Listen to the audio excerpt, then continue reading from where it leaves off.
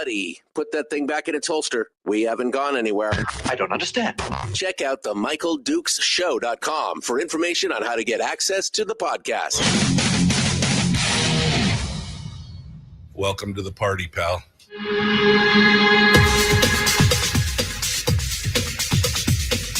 The Michael Dukes Show. The greed and the entitlement is astounding to me. What more could you want from a low-budget radio program? This is a dumpster fire. That was just BS. It is time to get a new perspective. We know just what you need, and we've got just the cure. Open wide and prepare for a steaming hot cup of freedom. I just don't fathom it. The Michael Dukes Show, streaming live across the world. Oh, yeah, live around the world on the internet at michaeldukeshow.com and across the great state of Alaska on this your favorite radio station and or FM translator. Hello, my friends. Welcome to Monday. Welcome to Monday. Yeah, baby, it's a great day in America, man. It's a great day. A great day this morning. What a beautiful, beautiful weekend. It's been here down here on top of the world in Homer, Alaska.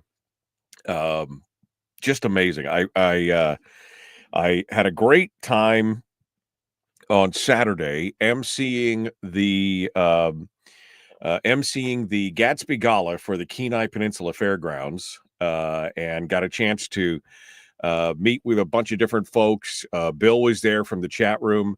We had a great time, had a chance to eat dinner and just enjoy it. And, I was just saying, it's amazing. I'm so lucky. I just, anytime I drive down here off the hill up on Diamond Ridge in Homer, and I look out at the bay and I'm just like pinching myself. Like, I can't believe it. I live here. I live here. This is great. It's just been amazing. The sun is out, the sky, it's warm. It's spring is in the air, and it's a good day to be here in the great state of Alaska. So thanks for coming in and joining us here this morning. Are you ready for the big times, for the big deep dives and the fun stuff? We have got a full load of discussions here in hour one this morning. We're going to be diving into it and talking about all the headlines that are going on around the state.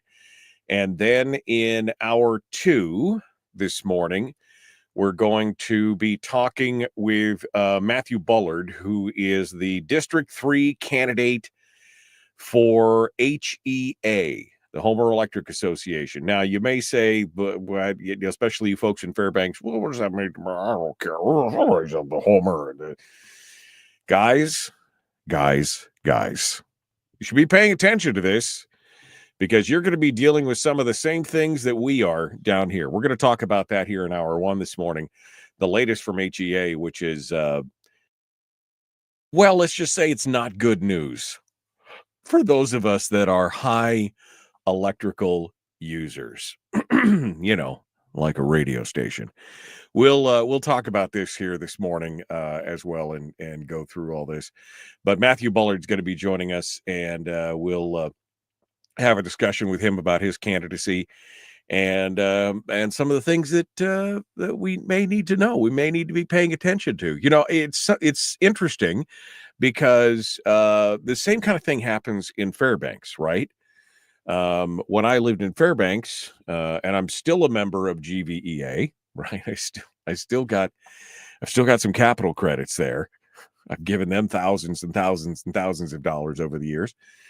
But we really didn't ever really pay that close of attention to what was going on our boards in Fairbanks. The candidate, the ballots would come out or the candidate thing would come out. And how many of you in Fairbanks actually take the time to look at the candidates who are on your boards up at GVEA and actually read the bios or call the candidates or even vote I can safely say that I probably voted in maybe half of the GVEA elections, maybe.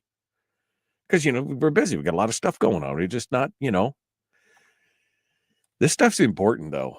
And the older I get and the more involved I get and the more affected I am by it, the more I realize, we need to be paying attention to this thing because, dang, man, there's some interesting stuff happening. So we're going to talk about that this morning, and we're going to meet with Matthew in hour 2 this morning. So it's going to be good. We're ready to go. Okay. That's the rundown. That's the full rundown. And there's a raft of stuff to talk about here this morning. So we're going to dive into that first things first. Take a look at the headlines, but I will remind you, just in case you had forgotten, today is the last day to apply for your 2025 PFD. You guys are all set up, right? You guys are all set up. You got your PFD. You're listening. You're all done, right? You guys are all ready. No, today's the day. I know the PFD may only be $500, or maybe it's $1,000, maybe it's $1,400. I don't know. What is it going to be? It's your share. I do know that it's your share of the state's resources as an owner. It's what you get.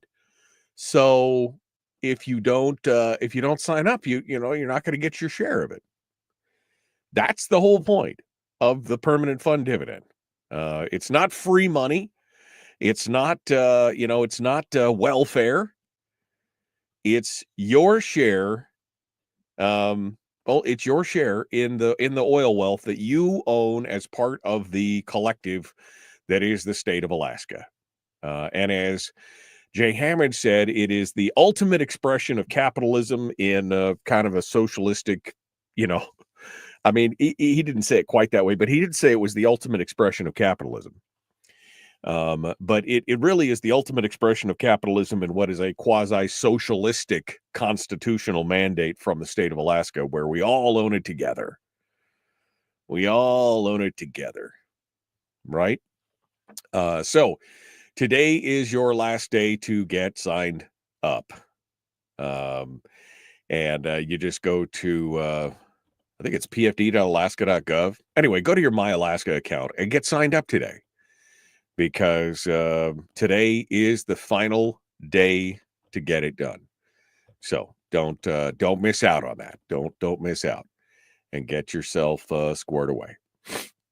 And Jeffrey points out in the chat room that there's only 5 more days to get your Nenana Ice Classic tickets, which, holy cow. It could go out before the tickets are done being sold, right? I hear that it's it's pretty, the ice is pretty thin and punchy up there.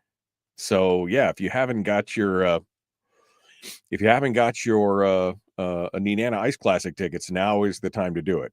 And then Bill says today's the last day to spring check a 2026 Skidoo as well. Bill's out here always working it. Always working it. Come on, today's the last day to get your 2026 Skidoo on your spring check. All right. So that's it. Oh, and Kevin says Happy Seward's Day. Boy, everybody's just so chipper this morning. It's great. It's great. All right. So where do we want to start today? Well, we just did the dividend. That was the first thing I wanted to start with. Let me I'm checking on my headlines here, because I was going through them this morning saying, wow, there's a lot of stuff to go out here. The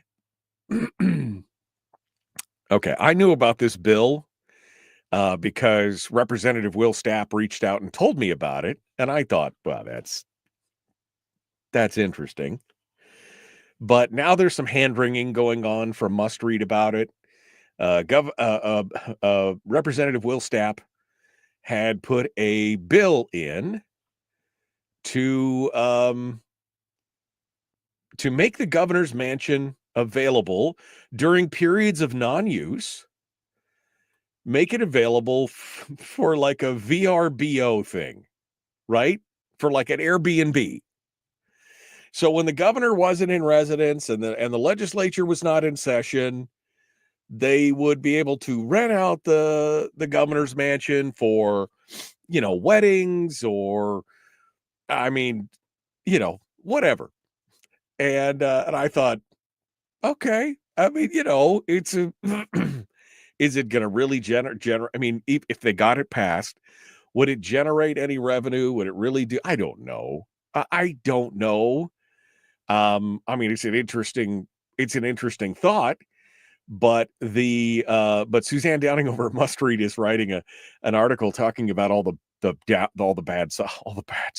She does a what if kind of thing, which is, okay, good for her. She's kind of planning ahead, prepare for the worst, hope for the best kind of thing. And, she lauds him for trying to generate revenue to allow short-term rentals of the residents when the governor's not present. But she goes on to talk about how the primary concerns are security for the governor and for his family, and that it could also compromise the security of the facility itself. That even with thorough background checks, the transient nature of short-term rentals increases the risks of unauthorized individuals gaining intimate knowledge of the property's layout and security measures.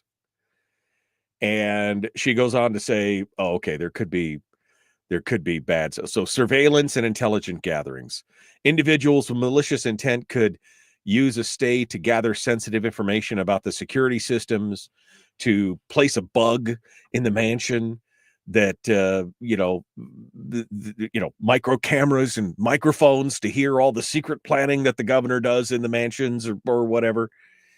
Unauthorized access, theft, and vandalism. They might attempt to access restricted areas within the mansions, leading to potential theft or damage to property.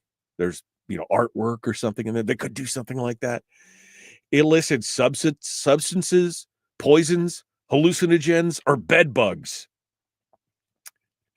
Persons with the intent to harm could leave behind substances like cocaine or meth or fentanyl or even anthrax or cyanide.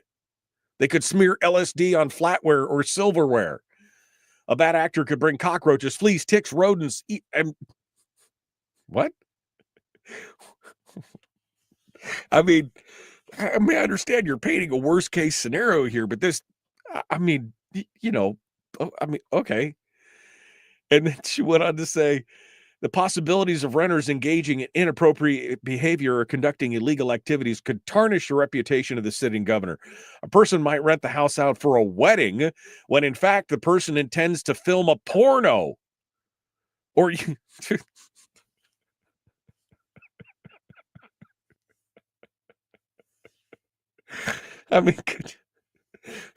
live from the governor's mansion. Okay. I'm laughing here, but she's not wrong, right? She's not wrong. And I understand what Will's trying to do. He's like, we'll do it. We'll try to get some more revenue. He's trying to make a point here. How do you pay for all this stuff that you've got going on? Well, let's rent out the governor's mansion. He's making a point. I don't think he's really serious about it. I think he's making a point. But it's funny that this because I think Suzanne, quite honestly, I think she's missed, because she says, while the intent behind Rep. Stapp's bill is to monetize an underutilized asset, and the bill may get amended by others, he said, it's just, I don't think he's trying to monetize an underutilized asset. I think he's trying to make a point. The same point that he does when he tries to reduce the PFD by whatever it is that you're spending. He's trying to say, how do we pay for it all? We got it. Okay, so we'll just raise money any way we can. You want to pimp out the governor's mansion? Okay, we'll do it. We'll do it. But she put a lot of thought into all the things that could potentially go wrong in the all I could think of is in the governor's hello governor. I mean, I had to chuckle when I read that. Renting out the governor's manor for a wedding, and it turns out they were shooting a movie. Anyway, it's the whole point is, how do you how do you pay for all this? How do you pay for all this? That's the question that we should all be asking. And I think it's what Will is. I think it's the whole point of his contention here. And I think it's being missed by a lot of people, quite honestly. I think it's being missed by a lot of folks. So we'll see what goes on here. All right, we got to move forward. The Michael Duke Show, common sense, liberty-based, free-thinking radio. Back with more right after this.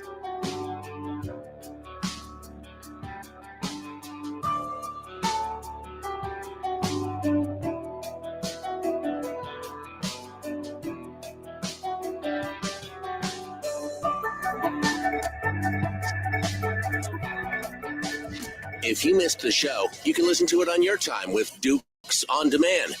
Oh, and it's free. Like America used to be. Streaming live every weekday morning on Facebook Live and MichaelDukesShow.com.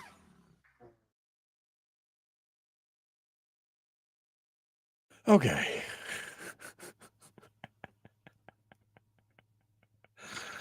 Oh, man, it's... It just cracks me up. It just cracks me up. Have you guys heard the Goose Watcher song? I'm a goose watcher. I'm a goose watcher. Watching those geese go by. My, oh, my. I'm a goose watcher. Yeah, I've heard it. Yeah, I've heard it.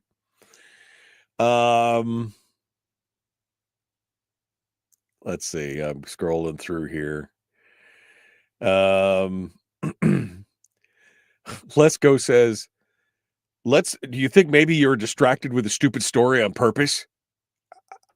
I'm not distracted. I mean, it's, when called by anyone in the legislature, you should ask about auditing the fund and raising revenue to fix SB 21. We do. Are you not paying attention? Instead, you eat up this stupidity and repeat it for 15 minutes. Let's Go. You're welcome to listen to some other show, man. I mean, if you're so angry this morning, you're welcome to listen to somewhere else if you don't like what we're doing. I mean, Mr. Anonymous with no picture and a fake pseudonym, you're welcome to, it's okay, man. It's okay. I know you can't stand it when somebody has fun, but just relax. We are talking about all those things, okay? It is what it is. Barbara says, well, I have been to some weddings that could have been pornos. Barbara, boy, I mean, I need to hang out with Barbara more, apparently. McCabe says, the point is, why did we get a budget from the governor that was $1.2 billion underwater? Well, because he failed at his job. I mean, that's just it. We know that's what's going on. That's just, we got somebody who failed at their job. That's the thing. No fiscal discipline anywhere in Juneau, not just the legislature, but the governors as well.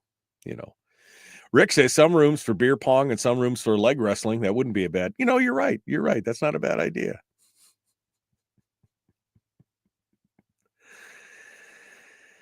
Oh, anyway. Can't be cranky after all that sun yesterday, said Greg. No, I'm with you. I'm with you on that. It's way too nice to be so grumpy about everything. I mean, we're going to do what we can do here, folks. We're going to fight the fight that we can fight. And then but we're not going to get, I refuse to just get all upset about it. How about a Mount Spurr contest instead of Frank's talking about in Fairbanks? They have a contest called Goose Watch, where they wait for the geese to come in, and as soon as the geese come in, whoever reports it first wins a prize and all that kind of stuff. So Frank is he's talking about how about a Mount Spurr contest? I'm a Mount Spurr watcher. A Mount Spurr watcher, counting the tays till it blows up. We're gonna talk about it. They're already rented out during the session, the legislative chambers. So why not rent out why not just rent the whole thing out to people and hold the session somewhere else? That's what I'm asking. Why not just do that? That would make more sense to me. Right? All right. Brian, you're right, Brian. That's exactly it. Fight what we could fight and laugh at everything else. If you can't laugh at everything that's going on, the madness that's happening out there, you might need a checkup from the neck up. Anthony says, yeah, you can rent out the governor's mansion for $1.5 million per night, and after 100 years, we can wipe out the state debt. Yay. I mean, it's the whole point here is paying for all of our stuff. Just paying for all our stuff. That's what we need to do. All right. You guys ready? You ready to do this thing? Okay, let's jump back into it. We're about 10 seconds out. The Michael Duke Show. Common sense, liberty-based, free-thinking radio. Like, share, subscribe, ring the bell, do the stuff. Let's go.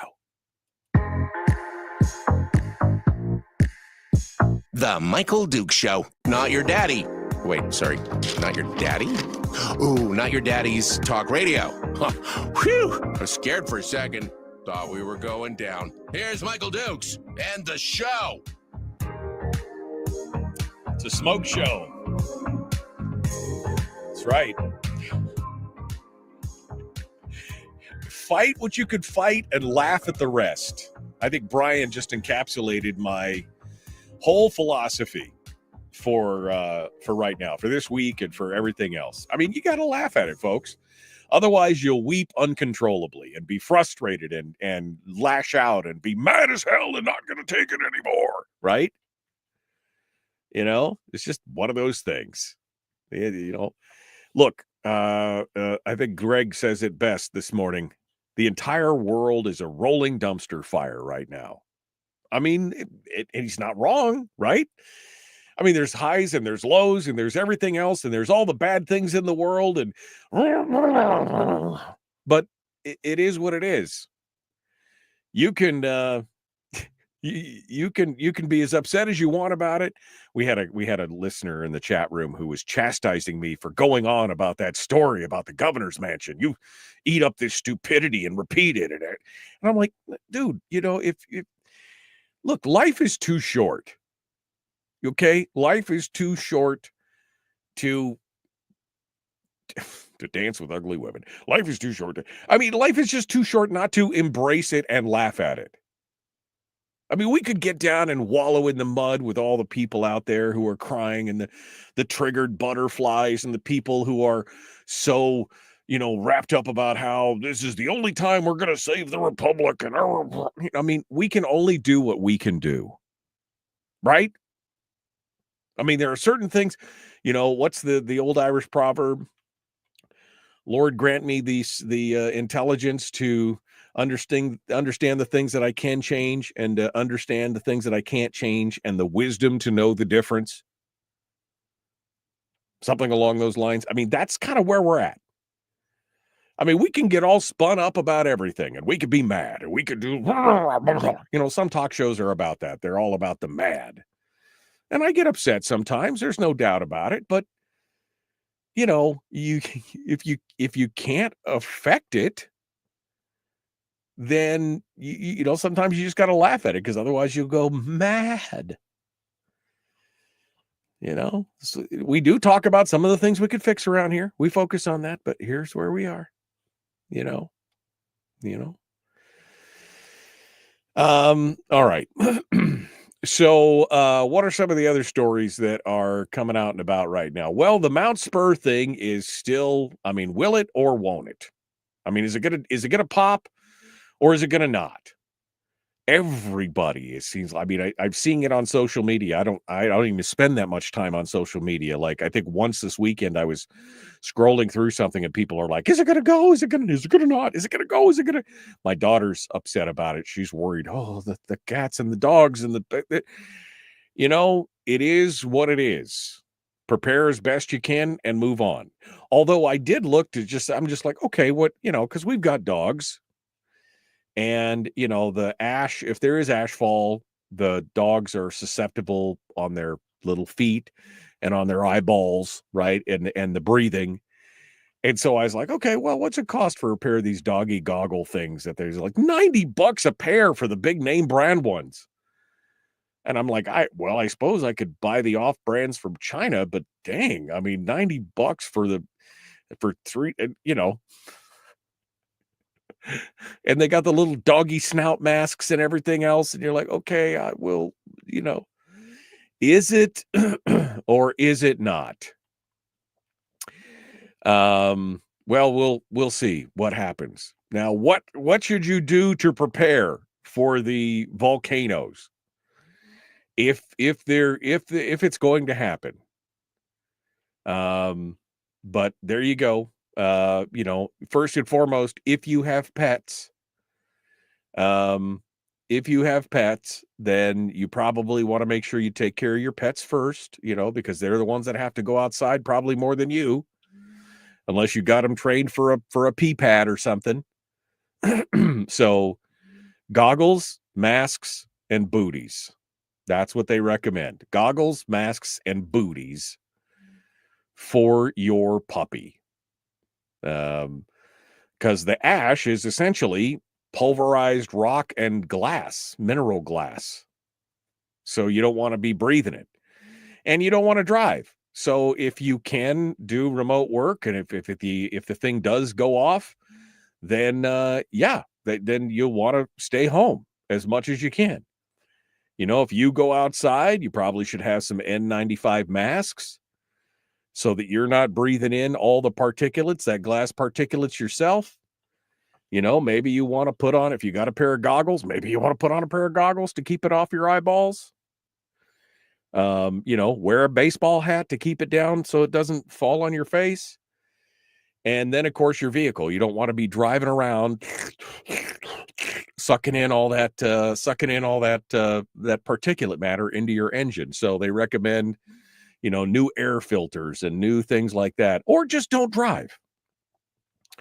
Which would remind me, because, you want to be prepared for it, just make sure you got enough food on hand that for a day or two, you don't drive around anywhere. And if it does lay a layer of ash on there, don't go wiping it off your car, because it'll scratch the hell out of your car. I mean, it's essentially glass, right? Crushed rock and glass. So wait for the ash fall to stop and then spray the car off with water, and don't, and same thing for your windshield. They said, don't even just spray your windshield off, and you have to drive in it. Make sure that you never turn your wipers on without wetting the windshield first, because it will scratch the glass in your windshield. That's how abrasive it is. But again, the best thing is to just, don't go anywhere for a couple days. Usually it doesn't take but a couple 3 days for most of it to go down. And then if you get any kind of rainfall or wind and it blows it away, I mean, that's what you want to do. And for your homes, maybe you want to slap if you've got a ventilation or air conditioning system, you may want to slap an extra filter on the outside of it, just a temporary, filter, duct tape it to the outside, and then go change it once or twice to prevent your main filters from clogging up. You can do that as well. Some people in the last earthquake were using pantyhose on different systems for engines and generators and buildings, just to filter out a big chunk of it. But I mean, whatever. Again, if it is or it isn't, one or the other. To me, the biggest challenge would be, again, making sure, because the pets have got to go out more than you do, making sure the pets are taken care of. And of course, for me, I've got to go check all the filters on the different transmitter sites to make sure that they're not plugged up. But other than that, it's going to be what it's going to be. So prepare as best you can, and then just wait. I don't know, people get so spun up about things. They really do. Will it? Won't it? I don't know. Maybe it will. Maybe it won't. But if you prepare for the worst and hope for the best, all your surprises will be happy ones. Some entrepreneur, enterprising young person, entrepreneur, had put together the Spurr Classic, kind of like the Nenana Ice Classic, but will it erupt? Will it or won't it? And they put together, enter, give me $1 and we'll do it. It was a house party thing. Somebody snapped a picture of it. I thought it was funny. But there you go. I mean, maybe that's how you get through it. But it's fine. So just be prepared. That's kind of the bottom line here, is always be prepared. And I never thought about putting some of these things on my preparedness list for my pets. I've got some other things for my pets in my preparedness list, but I never thought about goggles and booties and face masks. So, well, I already looked at the kind of the cheapy goggles and the face masks for them, the breathing masks, just to get them used to it. And you want to try them out. You want to put them on your dogs and cats before. Well, not your cats. I mean, I don't really care about the cats, but I mean, your dogs, you want to put them on the dogs ahead of time to make sure that they get used to them. The booties and the masks and the goggles, just to keep them safe. So there you go. That's the other thing that everybody was. I was really surprised how many people were commenting on some of these. I saw one post or something. It was 300 and something comments, and I'm like, wow, you guys are really. Maybe they were just sharing tips and tricks on how to get through it. I don't know, but it was one of those things. Anyway, be prepared, be ready, and you'll be just fine. Okay, so what else do we got here going on? Well, Carmela Warfield, who is the chair of the Alaska GOP, has sent out a letter to Gary Stevens and House Speaker Bryce Edgmond. And she expressed frustration over the lack of the legislature's movement on following up on Donald Trump's executive order. She's like, he put these orders in. The executive order titled Unleashing Alaska's Extraordinary Resource Potential. And she's like, why hasn't anything in Alaska changed? Why aren't there hearings on the executive order? Why aren't we finding ways to unleash Alaska's extraordinary resource potential? Why aren't we talking about it in the state Senate and the state House? Now, of course, we know why, because neither one of those leaderships in those bodies are fans of what the president is doing. They, know, if they didn't want to give Dunleavy a win, they certainly weren't going to try and give Trump any positive press, for sure. And they want to just continue to do what they're doing, which is just spend the money that they've got going on right. They're worried about their own little petty affairs, Carmela. That's what's going on. She criticized the legislatures for focusing on bills that she deems less impactful, such as addressing climate change commissions and bans on disposable food service items. And the bill that was renting out the governor's mansion like a VRBO. We're back to that story already. This is what she's lining out here in the story. And I understand that she's just trying to take a stand and stake out some ground here and say, hey, look, why aren't we paying attention to anything closer? Because they don't want to, because they don't have to be held accountable to this. This is Carmela's attempt to try and hold them accountable. I understand that, but they don't care. Do you really think that anybody in the legislature cares what we say from the outside, especially those who are in the leadership positions? Do you really think that they care what us, average Alaskans have to say about any of this? Obviously not. They're too busy divvying up the spoils and spending our money, telling us to shut up and sit down and do what we're told and be happy with the amount of money that they're going to give us. That's what they should just be happy with that. That's what it's all about. Anyway, it's an interesting letter. If you haven't had a chance to read it, you should go out there and read it as well. But anyway, Must Read's got a story up on it. You could hear about it. But I want to get Carmela on the program to talk about this. I mean, I know she wasn't trying to solve any problem here. She's just trying to stake out some ground and take a stand. But yeah, what did you think was going to happen? You think Gary Stevens was going to go, oh, you're right. You're right. We should be focusing on that. You're right, Carmela. And Bryce Edgman, of course, was going to do the same. But good for her to try to stake out some ground at least and make a point. All right, we got to go. The Michael Duke Show, common sense, liberty-based, free-thinking radio. We'll return in just a moment. Don't go anywhere.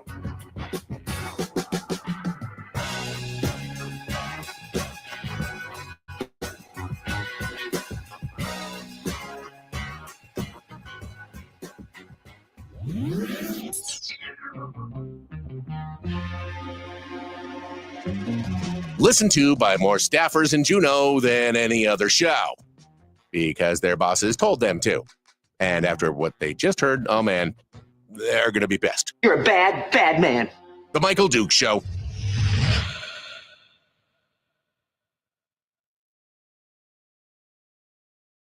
Okay. All right. Let's go back up here to see what's going on. It's going to raise hell with contact lens wearers, says Brian. Yeah, no, I don't think you want to be, walking around outside with your contacts looking up at the sky and then getting that, letting that, ash fall into your eye. That's the thing. All right. I'm scrolling backwards up here. See what you guys are talking about. We need to doge all the nonprofits. I'm with you. We've been talking about that for years. Absolutely. We've been talking about that for years. Does no good to stay mad all the time. You have to step back and literally laugh at some of the stupidity. Yeah, absolutely. Lesko says you have the power to inform and rally them to people and rally them to action. Well, yes, we do. We talk about things all the time, Lesko. Sometimes we like to do a little bit of lighter side stuff. We should all just give up on demanding the legislature follow the state constitution. Why bother? Can't change anything. That's not what I said. I mean, wow, man, you're an angry person, man. Just you obviously have not listened to the show enough. That's okay. That's okay. We'll let it ride right now. Keep your pets inside, says Chris. Yeah, I mean, if you could train your dogs to work on a pee pad, that's a good to do,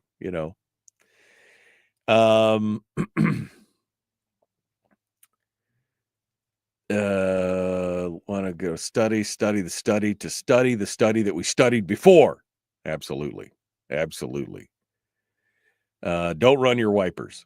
Can't brush it off, said Jalen. No, you can wash it off. You don't want to brush it off. Rick says the volcano can blow. I just don't want a 7.7 earthquake like they had in Myanmar. I know did you see the video from, was it from Thailand? It was the skyscrapers, the two skyscrapers that had the sky bridge connected at the top and the bridge shattered. And then one of the big buildings had a rooftop pool and the water it was crazy. The pictures are just, crazy.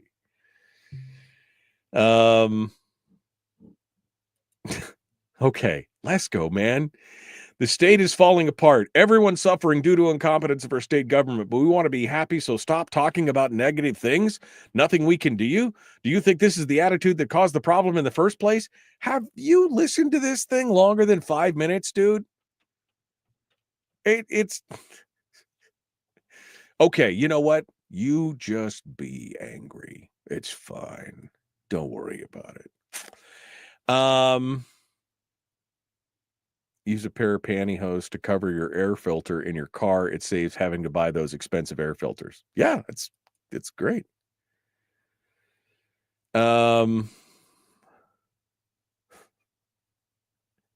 What? David says, here's a great idea. If you find yourself always heating water to cook spaghetti, cook lots of H2O up and freeze it for later use. It saves time. Okay, man. That's great. That's great. Can update your water storage. Try putting a mask on a cat. Wasn't that thing supposed to blow already? Yeah, even the natural disasters drag their feet in this state. Let's see. Good morning, good morning, good morning. Good morning. If the wind is southeast when Spur blows, then there won't be a challenge for the peninsula, but it will change our weather patterns for a while. Yeah, I mean, things will change, that's for sure. But again, all we can do is just, fingers crossed and hope, prepare for the worst. That's what we do. Prepare for the worst and hope for the best.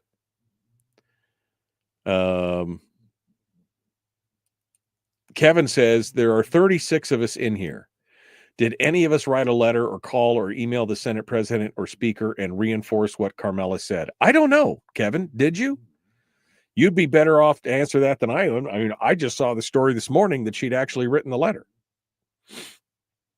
But we'll see.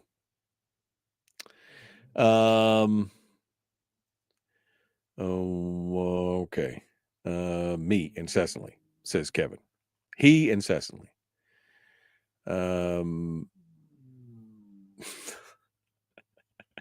Patry says, I'm getting real call me elf one more time energy from Lesko. Yeah, call me up. Come on, buddy. You feel lucky. Call me elf one more time. I mean, it is what it is. Yeah, we'll see what's we'll see what's going on here. Okay. We're up against it. We're ready to go. You guys all ready this morning? You ready to get it going on? All right, let's do it. 10 seconds out. The Michael Duke Show. Common sense, liberty-based, everything on radio. Let's do this thing. Here we go.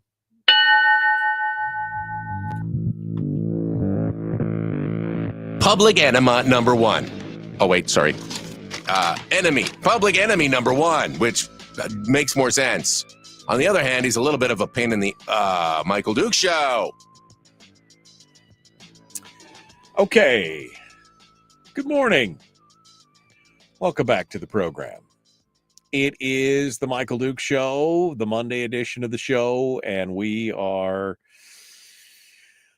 just wrapping up hour one. All the fun and frivolous stories that are fit to print out there. I mean, we talked about the renting out of the governor's mansion, and will the Mt Spurr explode, and Carmela's letter to the legislature, and more. What more should we talk about it? Well, let's talk about these two things. First and foremost, the Alaska Supreme Court has now asked a lower court to weigh in on the legality of using public funds to cover private school tuition. They issued the opinion on Friday, and it asked the lower court to consider, quote, whether it is constitutional to use allotment funds to pay for private school tuition. Now, this has been an ongoing argument because some people, especially in the Anchorage area, were utilizing their allotment as a partial payment for private schooling. Treg Taylor and his family was most well known for this, the Attorney General. They'd been using their allotment to cover a big chunk of their, I can't remember what the name of the school was in Anchorage, but they were there doing their thing. But of course, the court case on this thing got into some murky waters when Judge Adolph Zeeman basically put a hold on all the allotment systems. Now, about a third of Alaskans, 27% or something of Alaskan kids, are homeschooled in one form or another. So it would have affected a ton of kids. And luckily, they got a stay on it. But now the court is asking the lower courts to interpret the statutes. The Superior Court must interpret the statutes to determine if they allow allotment funds to be used for private school tuition before addressing the statute's constitutionality, said Justice Dario Borgeshan.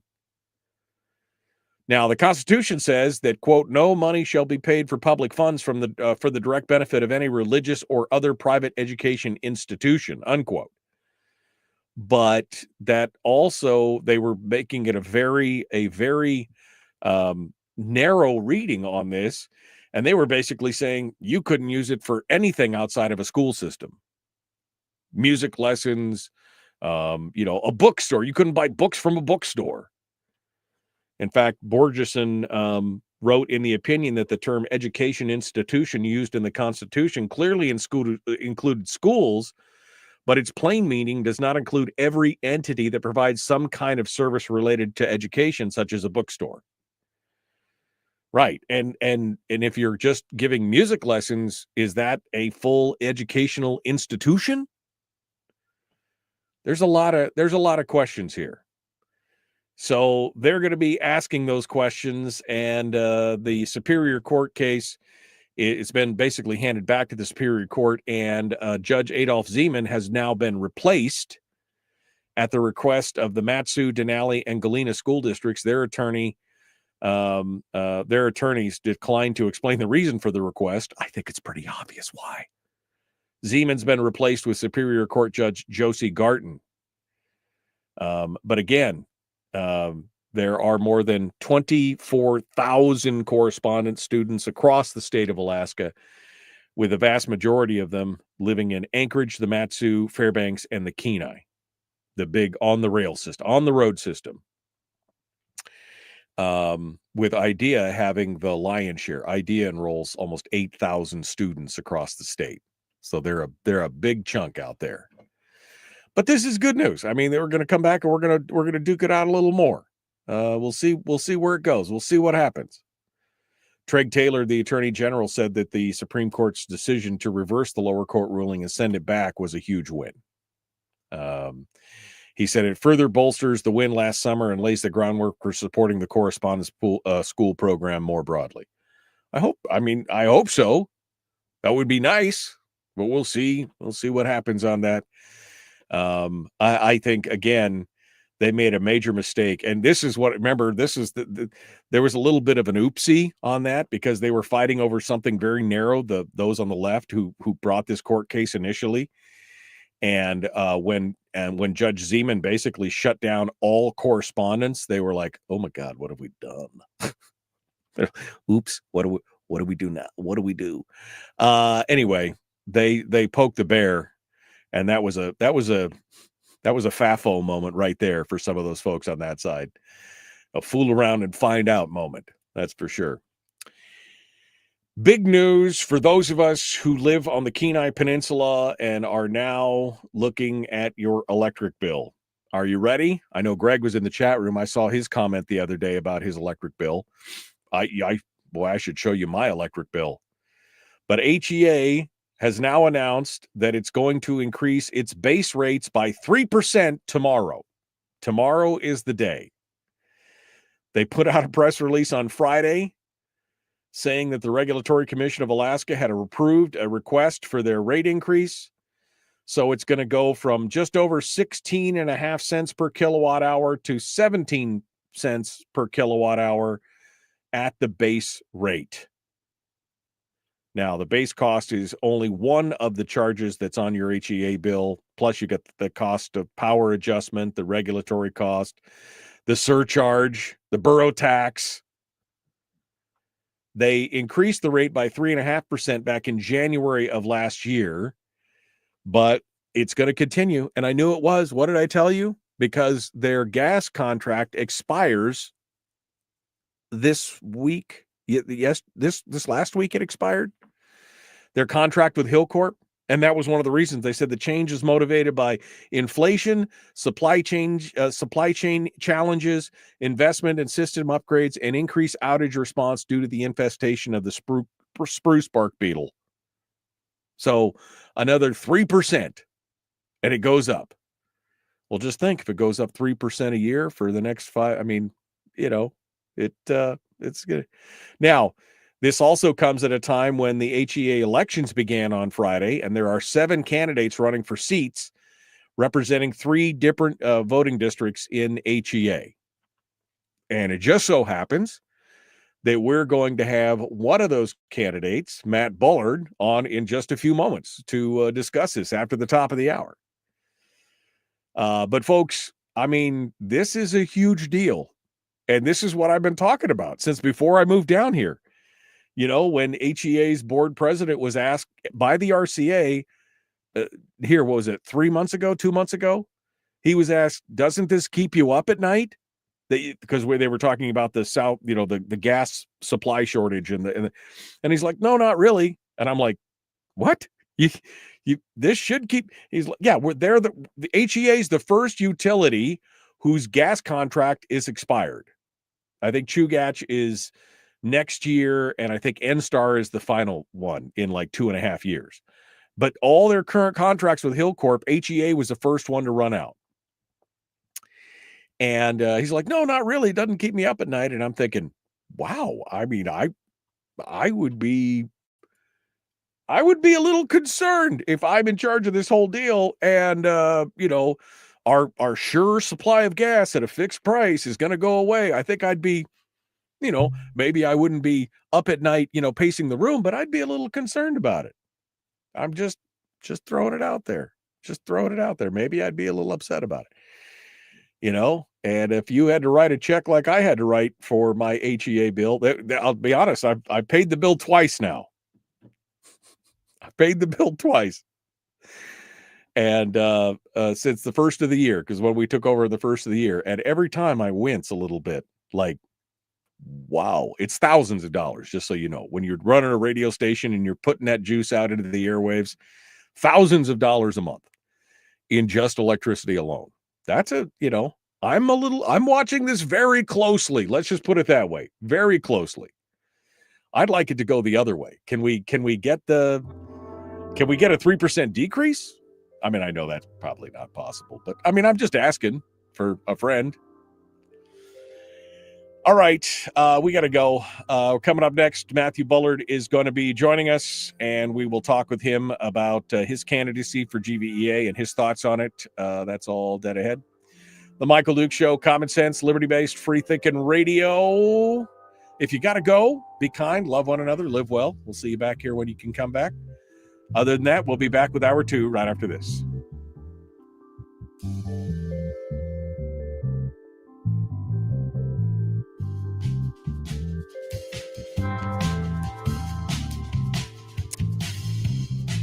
$22.3 per kilowatt hour in Fairbanks. Woof. And then Willie's like, hold my beer. 70 cents a kilowatt hour out in Quinnahock. Out by Bethel. Yeah, I mean, look, I'm not complaining. Don't get me wrong. I'm not complaining because I know there's plenty of places out there that are, it's oof. Yeah.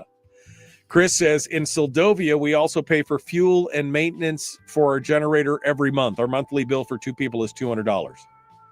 Oh, and we heat with wood. I get it. I mean, I know. Maybe I'm just a little salty because, when you have to write a check for $6,000 or $7,000 in a month and you're like, ow. Ow. Okay.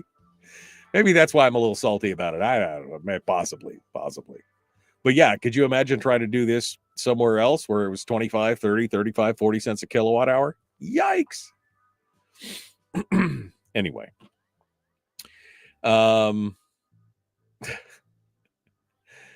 Okay. I don't even want to imagine the power bill for a whole ass radio station. Just my teenage boys' gaming PCs lead me to believe I have several Frankenstein-style Jacob's ladders and open arcs hiding somewhere in my home. Yeah, it's kind of crazy when you look at it that way. You're like, how many when you look outside and the meter's going like a helicopter, you're like, whoa, wait a second. Turn that down. Okay. I think we're all I think I'm caught up here on the comments. Let me go back up here and make sure that I didn't miss anything that was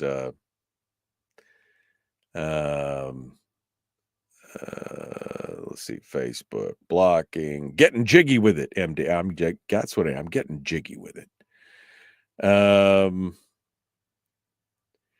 Carmela needs to censure and cut campaign funds. That might get some Rhino's attention. Maybe, I doubt it, but I mean, at this point, the Alaska GOP is just pretty toothless at this point. I mean, I would hope that they would work on it, but I just don't see it. I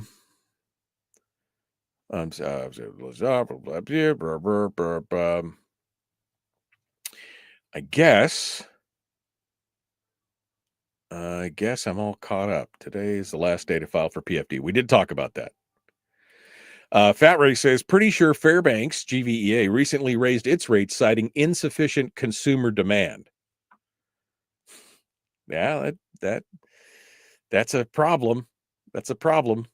If you're depopulating the interior and the load is spread on a smaller group of people, you're going to see the rate go up. That's what's going to happen, unfortunately. All right. I see that Matt is in he's in the green room here. He's eating all my virtual donuts and drinking my virtual coffee. So let's test our connection, shall we? See how everything's going, audio and everything else. Good morning, Matt. How are you? Good morning. I'm doing well. How are you? Good. Oh, look at that. Your audio, video, it works. It's amazing. Yeah. Might as well take advantage of it while we still can. Yeah, hell, all that technology is. I know. You know how much electricity it costs to run this show for you to get this video to me? I know. I thought about turning out the lights before this just to make a point, yeah, but you should turn out. We're going to do everything in the dark from now on. So yeah. All right, Matt. Well, we're going to pull you back in here in just a second. I just wanted to test the video, make sure we're all good to go, and we'll get started here in a minute. Okay. Sounds good. All right. We'll pull Matt back there on that, and we'll go from there. Senator Rob Myers says the ARP did a bunch of censuring and recruiting opposing candidates back in 2022. How'd that work out? That's my point. That's my point.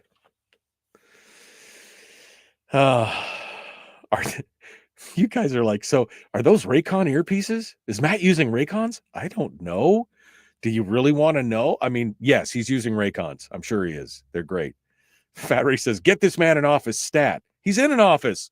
It's just not as plush and lush as mine. I mean, with all the fancy geez, you guys, so judgmental.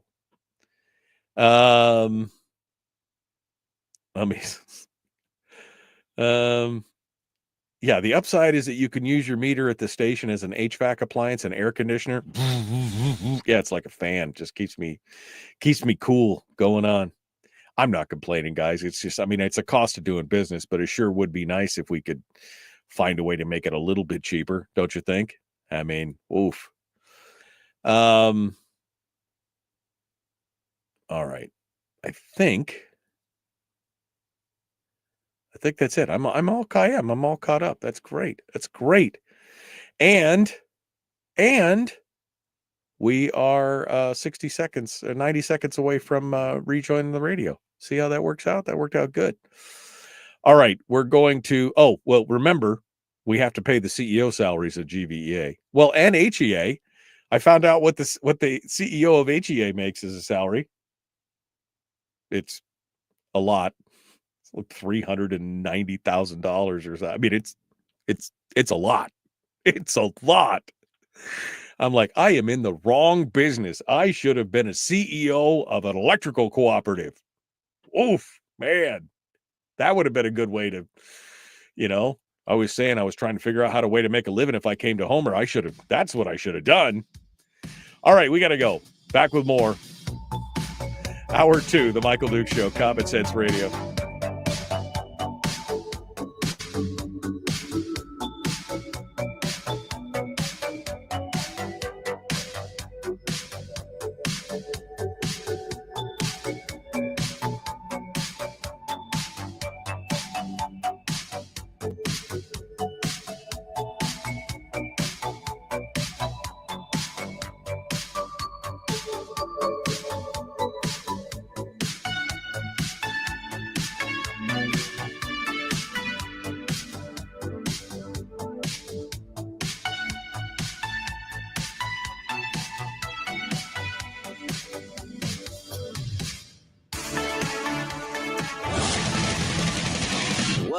Buddy, put that thing back in its holster. We haven't gone anywhere.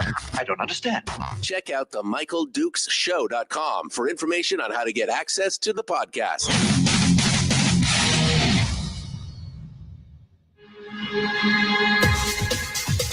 Welcome to the party, pal.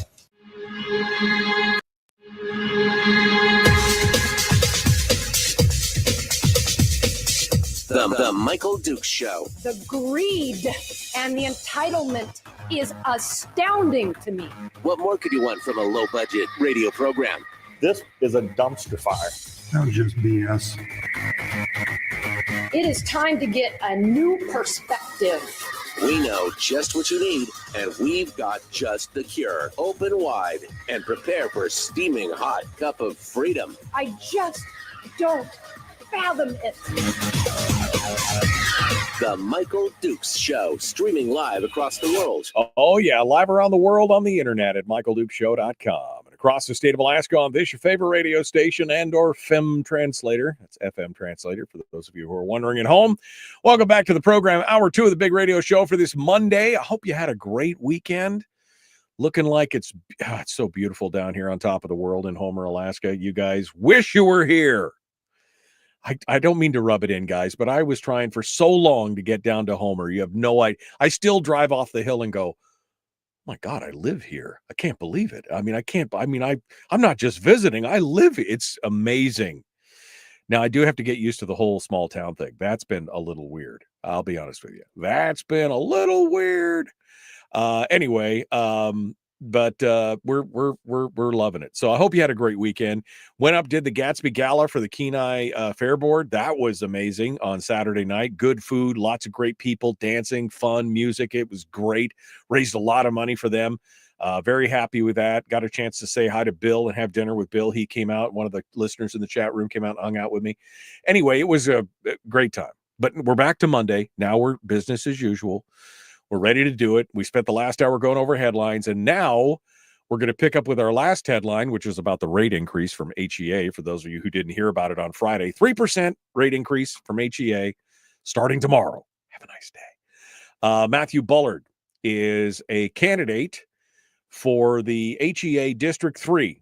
Not only did they make the announcement on Friday that they were raising the rates, they also, that's the day that the voting for the new board for HEA started. 7 different candidates for 3 different positions.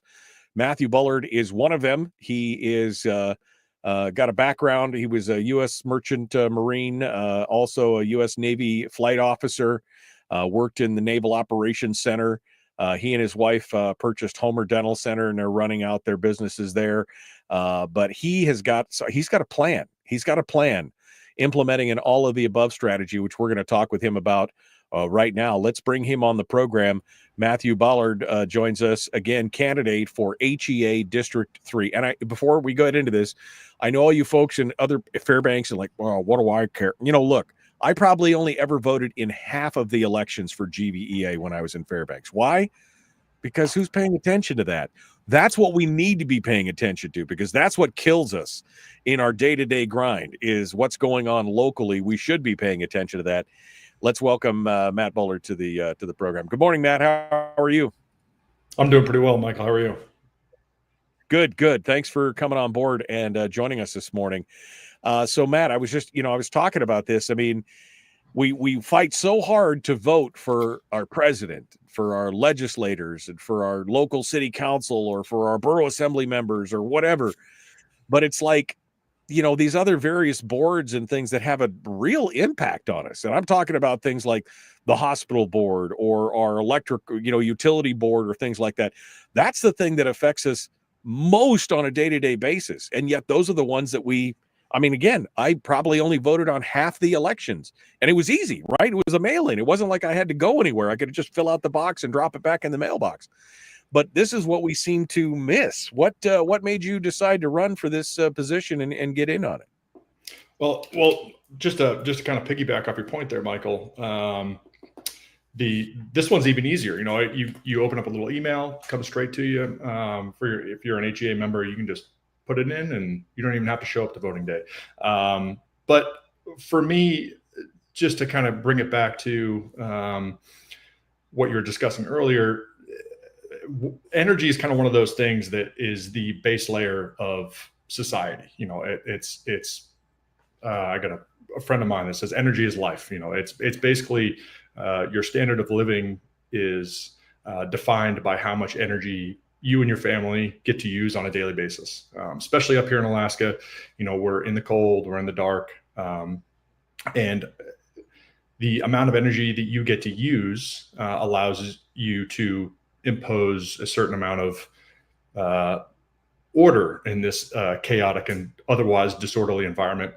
And I just kind of saw some policies coming to Alaska, you know, in general, a energy powerhouse, or at least it could be, that, you know, we've seen time and time again kind of fail, for lack of a better word, across the world. You know, you look at Texas, you look at California, you can look at Germany, you can look at Australia, the list goes on and on and on.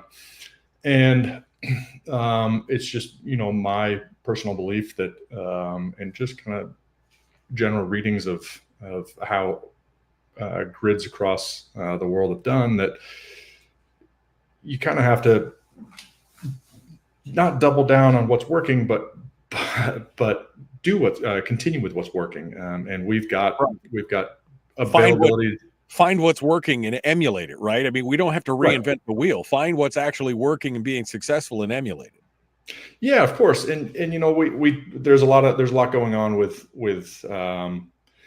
the discussion over natural gas and the shortfalls there. And to me, that kind of seems like a self-imposed problem. You know, a lot of people love to bash oil and gas and they, you know, get them out of here and all this stuff. But, you know, we've got this massive reserve right here off the inlet that we almost just kind of need to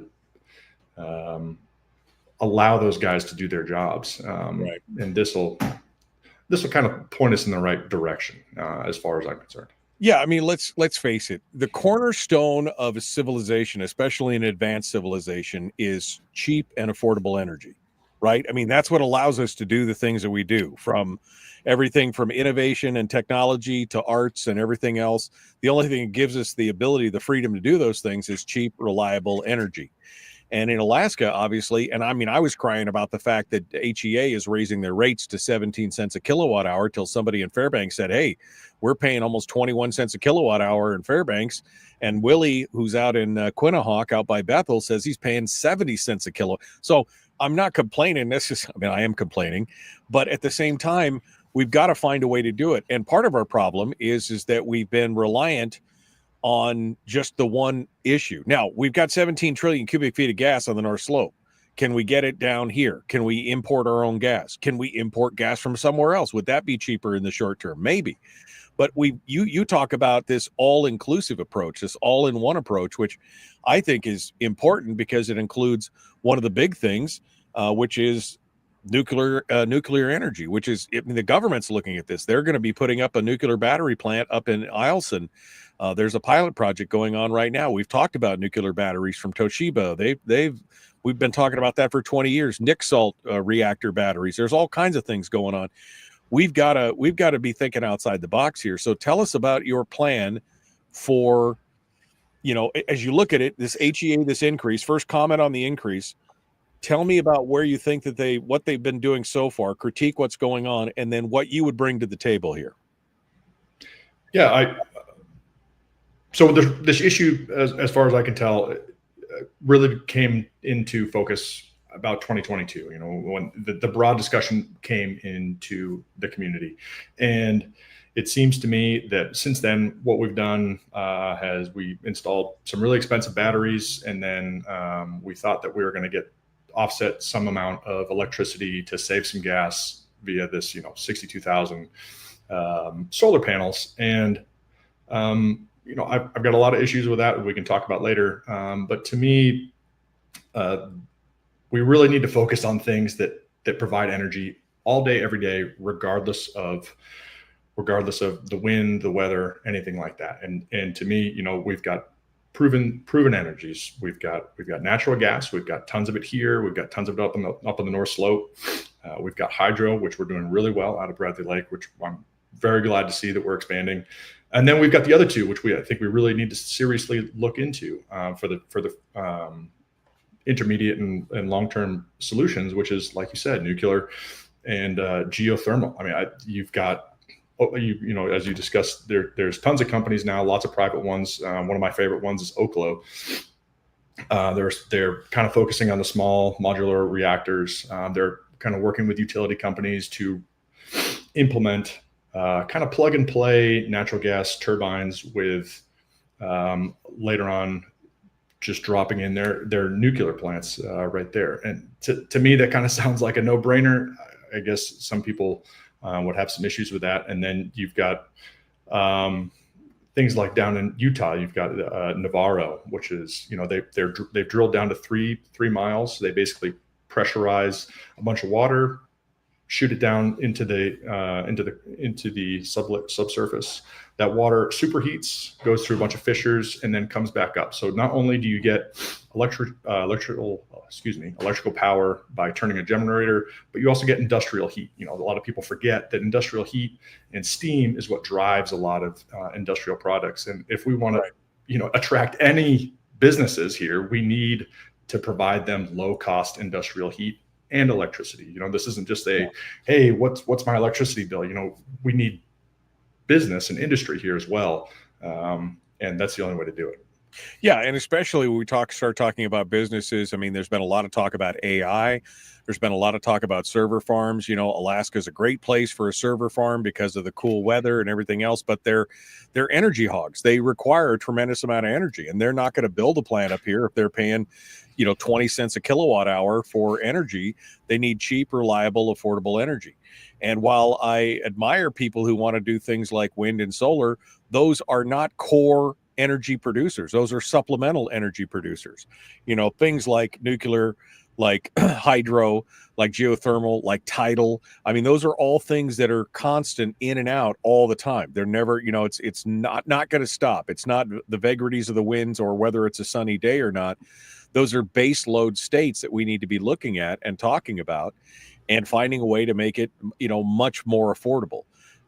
And I think that's, you know, that is the key to, again, cheap, reliable energy for the state.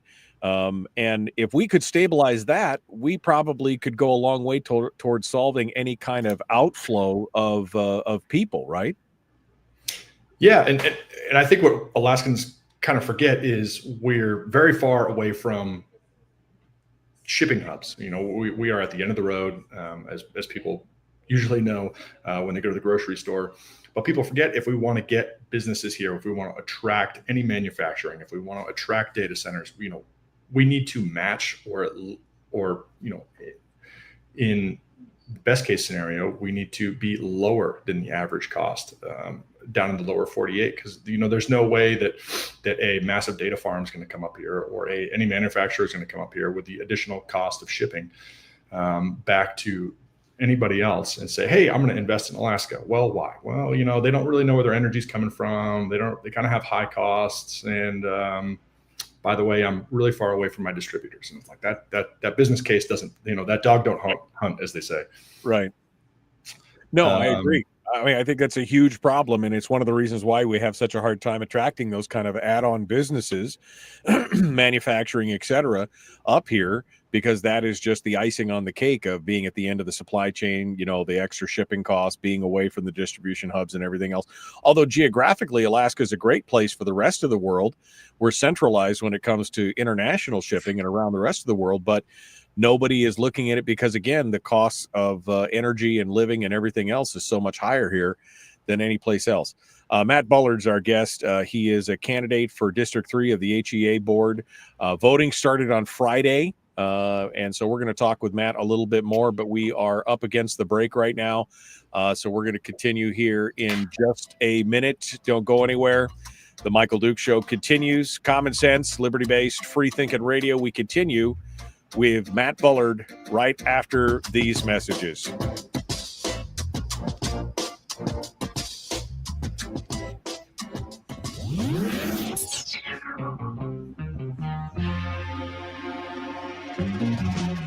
Running on 100% pure beard power. Oh, also some coffee. We dip our beard in coffee. Ha, nice beard. The Michael Duke Show.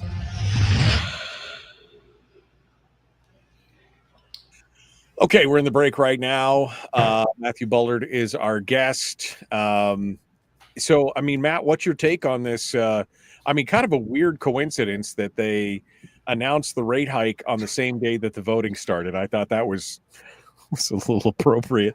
Like, wow, you really want to get people spun up, huh? They're going to really, maybe it's a genius move to get more people to participate in the voting on the HEA board. If they could say, hey, by the way, we just upped your rate 3%, and now you get to vote for the board members. What's your take on this rate increase here? Yeah, I definitely like to talk about that. It was very almost serendipitous. It's one of those things that, last board election, they had 16% of the population actually getting involved. And utilities is supposed to be one of those things that people, back of your mind, it should not be front of the newspaper. It should not be something that people worry about. It should not be an issue that is discussed really at all. It should just be sitting there chugging away, continuing to provide people low cost electricity and power. But this is going to be kind of the norm until we figure out a sustainable path forward. I think that there is a way for the peninsula to massively benefit from exporting natural gas, from exploiting Cook Inlet, and for continuing to explore the next generation of renewable energies with nuclear and geo and hydro. But until that long-term strategic plan is put in place and it's agreed upon and say this is the direction we're going, the uncertainty is going to continue to increase rates. Yeah, that's part of the problem is we just, without that certainty, we just don't know. And we're not going to attract any business until it is. I knew going in, eyes wide open. Full disclosure to folks out there who think that I'm bitching about my electric bill. I knew what my electric bill was going to be. Okay. But knowing that, and I'll do some behind the scenes stuff here, knowing that a radio station has to make at least $80,000 or $90,000 in a year just to pay the electricity. Okay. That's a significant chunk, right? And so anything that we can do to stabilize those kind of costs and bring them down is, I'm all for it. Let's get it done. Let's make that happen. And we seem to have missed this boat this is the same fight we were having when I lived in Fairbanks with GVEA. This is the same kind of fight. Oh, we don't have natural gas. Oh, now we've got oil. Maybe we're getting some natural gas, but maybe we can split off. We were burning oil off the pipeline, but now that, look, we've got to find a way to do it. And we've had every stumbling block that we could possibly have. We got the intertie, which was great because that helped equalize power costs across the state. And now we've got an intertie that runs pretty much from, north to south. We need to find a way to create an anchor tent, not an anchor tenant, but I guess an anchor generation where we can say we can produce X amount of power for a relatively low cost. And whether that is a combination, I think it's got to be a combination of hydro.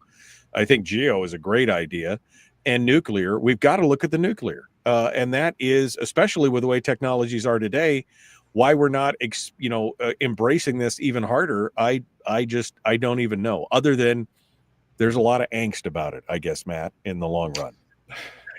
Yeah. And I think people have a lot of concerns, which I do understand. There are some very noteworthy things to consider in the past, but just in general, you look at the global trends. The U.S.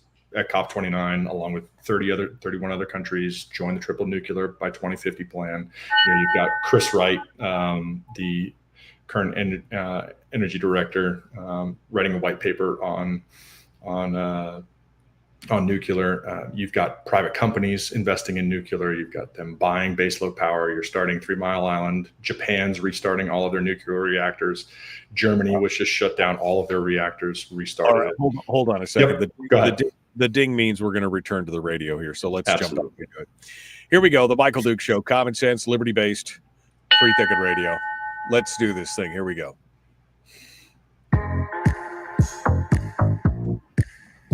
The Michael Duke Show. Not your daddy. Wait, sorry. Not your daddy?